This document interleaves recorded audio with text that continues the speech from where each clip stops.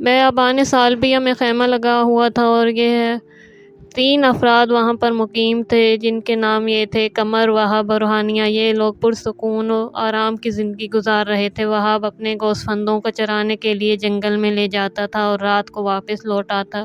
ابھی اس کی نئی ہانیہ کے ساتھ شادی ہوئی تھی اور یہ تینوں عیسائی تھے۔ امام حسین علیہ السلام اپنے ساتھیوں کے ساتھ کربلا کی طرف جا رہے تھے تو حضرت کی نظر سالبیہ کے صحرا میں دھوپ میں جلتے ہوئے خیمے پر پڑی۔ امام اس خیمے کے نزدیک تشریف لے گئے۔ دیکھا کہ ایک بوڑھی عورت وہاں پر بیٹھی ہے۔ وہ وہاب کی ماں قمر تھی۔ امام نے اس کے روزگار اور حالات کے بارے میں پوچھا۔ اس نے جواب دیا، زندگی تو اچھی گزر رہی ہے لیکن ہم پانی کی وجہ سے پریشان ہیں۔ اگر پانی ہوتا تو بہت اچھا تھا۔ امام اس کے ساتھ خیمے کے پیچھے ایک پتھر کے قریب گئے۔ امام نے اپنے نیزے کے ساتھ اس پتھر کو اس کی جگہ سے ہٹایا تو نیچے سے خوشگوار پانی نکل آیا۔ بوڑھی عورت دیکھ کر بہت زیادہ خوش ہوئی اور امام کا شکریہ ادا کیا۔ الوداع کرتے وقت امام حسین علیہ السلام نے اپنا واقعہ اس بوڑھی ماں سے کہا اور فرمایا، ہم اس وقت یار و مددگار کے محتاج ہیں۔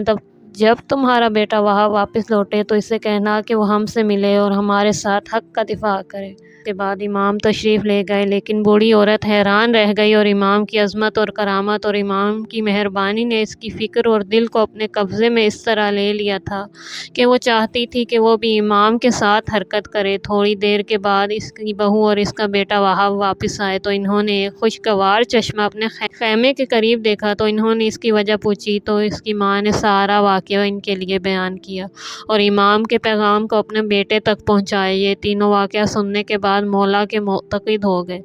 انہوں نے اپنے اسباب سفر کو اٹھایا اور امام کے قافلے کی طرف روانہ ہو گئے۔ امام کی خدمت میں پہنچ کر اسلام قبول کیا اور امام کے لشکر کے ساتھ مل کر مکمل عشق کے ساتھ امام کے ساتھ چلتے رہے یہاں تک کہ کربلا پہنچ گئے۔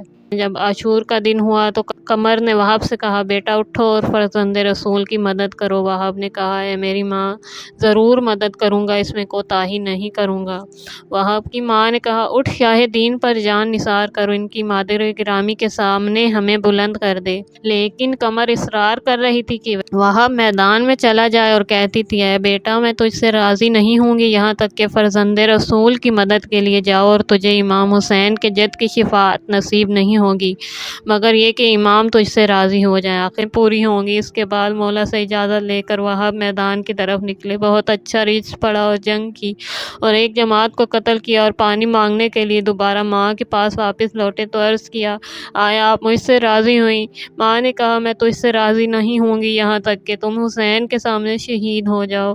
تو وہ دوبارہ میدان کی طرف گئے اور عجیب حملہ کیا کہ 19 سواروں کو اور 20 پیادہ ملاعین کو قتل کیا۔ وہاب جنگ کرتے رہے یہاں تک کہ ان کو اسیر کیا گیا اور عمر سعد کے پاس لایا گیا۔ عمر سعد نے ان کی بہادری کو دیکھا تو ان سے کہا، کس قدر تمہارا سخت حملہ تھا۔ اس کے بعد حکم دیا کہ ان کی گردن کاٹ دی جائے اور اس کے سر مبارک کو امام حسین علیہ السلام کے لشکر کی طرف پھینکا جائے۔ چنانچہ جب وہاب کا سر خیام کی طرف پھینکا گیا تو وہاب کی ماں نے اس کے سر کو اپنی آغوش میں لیا اور اس کے چہرے سے خون کو صاف کیا اور کہا کہ خدا کا شکر اور حمد ہے کہ تمہاری شہادت کی وجہ سے میں کامیاب ہوئی۔ اس کے بعد اپنے فرزند کے سر کو دشمن کی طرف پھینک دیا اور کہا، جو چیز راہ خدا میں دے دی جائے اس کو ہم واپس نہیں لیتے۔ وہاب کی بیوی ہانیہ نے اپنے آپ کو خون آلود شوہر پر وہاب کی ناش پر گرا دیا اور اس کے بدن سے خون صاف کرتی جاتی تھی اور کہتی تھی، تمہارے لیے خوشگوار ہو۔ شمر نے جب اس کو دیکھا تو اپنے غلام رستم کو حکم دیا کہ اس کو قتل کر دو۔ رستم ایک عمود کی ضربت کے ساتھ اس نوروس عورت کو شہید کر دیا۔ یہ پہلی عورت تھی کہ جو کربلا میں امام حسین علیہ السلام کے حریم کے لیے دفاع کرنے میں شہید ہوئی۔